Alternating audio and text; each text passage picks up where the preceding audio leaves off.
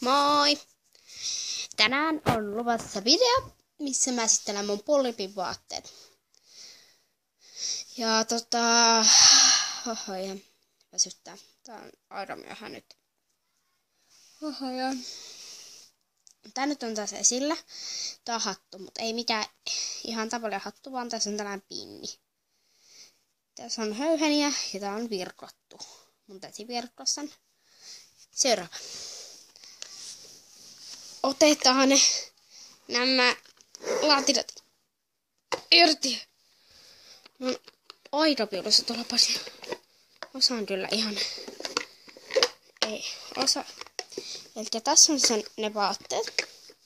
Täällä on pihavaatteet. Eli otetaan nyt vaikka näistä pihavaatteista. Tässä on täällä pandatakki, nämä on nappeja. Ja on tällaiset lurppatorvat ja tässä on hihat ja tuollaiset taskut. Takki. Tällainen mun tekemä takki. Ja tällainen. Sitten sillä on täällä se itse virkottu pipo, mutta toi tupsu on ihan ommeltu siihen kiinni. Neulalla virkottu pipo. Ja sitten pari erikoisjuttua. Huopikkaat. Pohjaan nahkasta ja tuolta reunoista on vähän sen ommeltu tuolta. Tuossa on karvaa ja nauhaa. Nauhat. Eli tää on ihan samanlainen.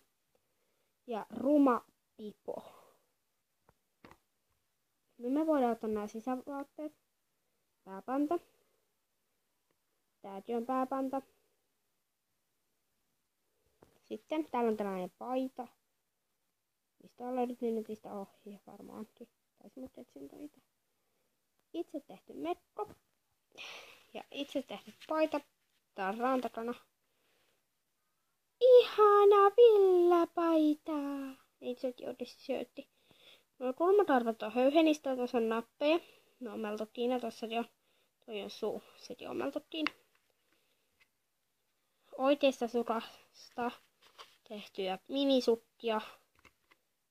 Säärystin. Ja vaatsukat vielä. Ja mekko. Tässäkin on tarra, kuten huomaatte. Näin.